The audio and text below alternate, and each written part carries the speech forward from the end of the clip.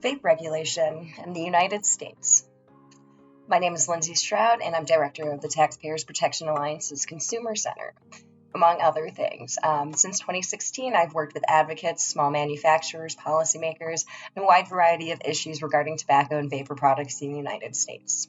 The issue we're talking about is the regulation of novel tobacco harm reduction products. These include electronic cigarettes and vapor products, smokeless and snus, nicotine pouches, and heated tobacco. In the United States, there is a larger focus on the regulation of electronic cigarettes, and this is probably due to then Surgeon General Jerome Adams declaring the youth vaping epidemic in 2018.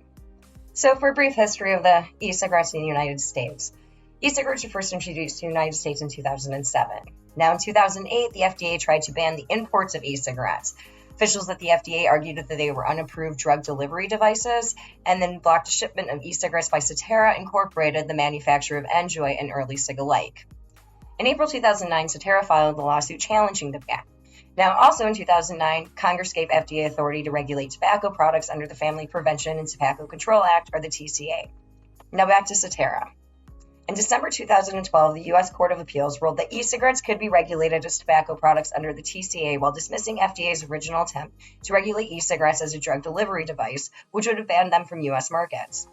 In 2016, FDA issued deeming regulations that extended the agency's authority to include electronic cigarettes and other novel tobacco products.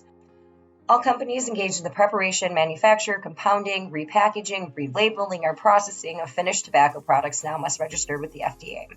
The new regulations also require e-cigarette manufacturers to complete a lengthy and expensive study and application process called the Pre-Market Tobacco Application, or PMTA.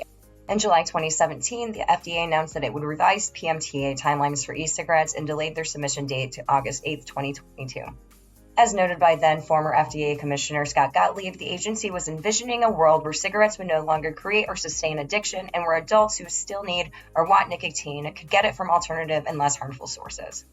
Obviously, Bloomberg-backed groups are not happy about this. In March 2018, the American Academy of Pediatrics and others, including the American Cancer Society Cancer Action Network, the American Heart Association, American Lung Association, Campaign for Tobacco-Free Kids, Truth Initiative, and several doctors filed a lawsuit against FDA for the deadline extension. In May 2019, Judge Grimm of U.S. District Court for the District of Maryland ruled that the FDA had acted illegally by allowing e-cigarettes to remain on market until 2022 without FDA authorization. In June 2019, FDA responded to the court order with a court filing that proposed a timeline for PMTAs not less than 10 months after the filing. The following month, Judge Grimm set the PMTA deadline to May 12, 2020. Due to the global COVID-19 pandemic in March 2020, the FDA requested for an additional 120 days for PMTA submissions. In April 2020, the court approved the delay. In September 2020, all manufacturers of e-cigarette products to be sold in the United States must have submitted a PMTA with a one-year grace period to still sell their products prior to FDA authorization. In September 2021, FDA announced that it had taken action on over 90% of newly deemed tobacco products. Namely, it had denied PMTAs for nearly 1 million flavored e-liquid products. Many small manufacturers that were issued denials moved to synthetic nicotine products. In March 2022, Congress gave FDA more authority, allowing the agency to regulate synthetic nicotine as a tobacco product. As such, e-cigarette manufacturers were required to submit a new PMTA by May 14, 2022 for their new synthetic products. Per the March law, the FDA must issue denials and/or authorization orders to applicants by July 14, 2022. There are many issues with the FDA's PMTA process and federal regulations. Namely, the process is costly. The cost for tobacco products vary depending on application, but manufacturers are required to conduct original research and testing and pay experts for such time. The FDA expects the cost of individual PMTAs to be in the low to mid hundreds of thousands of dollars. The PMTA also stunts innovations, including product inventions that can make the device safer and/or offer greater deterrence to youth use. For example, newer generation products need to undergo another PMTA application, while current generation products are still awaiting authorization orders. Ultimately, the FDA is holding youth use of vapor products against harm reduction. While FDA has recognized the reduced harms of vapor products, certain features which are beneficial to adults are being ignored and applied upon all devices and/or product categories, including flavors. And the FDA doesn't recognize the various types of vaping devices that are actually being used by adults versus youth, or the reasons why youth use e-cigarettes. According to the 2021 National Youth Tobacco Survey, among both middle school and high school students that were current e-cigarette users, 53.7% reported using a disposable vaping device and 28.7% reported using pods or cartridge-based devices. Only 9% reported using tanks or open systems.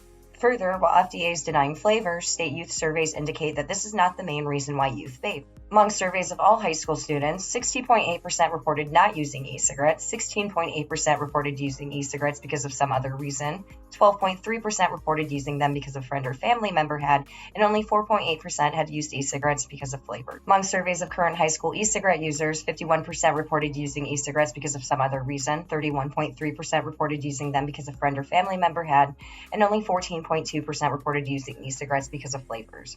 Some suggestions for the FDA. While there have been hints that the Center for Tobacco Products recognizes harm reduction, the draconian regulations in place in the TCA make it impossible to advance in real time innovation in the vaping market as the consumer market did between 2009 and 2016.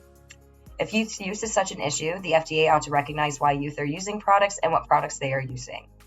FDA must also hold manufacturers accountable through its various programs, including tobacco product inspections and post-market surveillance.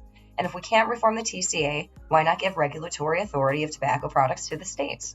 Since the repeal of prohibition, states regulate the manufacturing, distribution, and sale of alcohol. This state-based regulation is widely accepted by the American public and has allowed for different alcoholic product categories to be introduced and flourish. For example, just a decade ago, in 2012, craft beer made up only 10.2% of the retail beer market in America. In 2021, their share was 26.8%. The regulation of cannabis is also handled at a state level, as the federal government finds no value in cannabis outside of hemp. As of May 27, 2022, 19 states have passed and/or voted on legislation for recreational cannabis sales. Currently, there are several federal proposals to decriminalize and recognize cannabis at the federal level. One bill would give authority to the FDA, and one would treat the regulation of cannabis in the same manner that alcohol is regulated by the states. Ultimately, states and FDA must recognize how e-cigarettes have helped to reduce combustible cigarette rates, especially among young adults, and have been more effective than even the Master Settlement Agreement in helping to reduce those rates. In 1998, among current adult smokers, 26.2% were 18 to 24 years old. In 2008, this had decreased by 15% to 22.3%. In the years after e-cigarettes' market emergence in the early 2010s, smoking rates among young adult current smokers decreased by 46.4%. Indeed, in 2010, among current smokers in the U.S., 17.8% were 18 to 24 years old. In 2020, only 19.6% of current smokers were 18 to 24 years old. Further, since 2018, when the U.S. Surgeon General issued an alarm about youth e-cigarette use, smoking rates among adults aged 18 to 24 years old in the United States have decreased by 23.5%, with an average annual decrease of 12.5%. Thank you for watching. For more information, please visit TPA's Consumer Center page at protectingtaxpayers.org or email me at lindsay@protectingtaxpayers.org.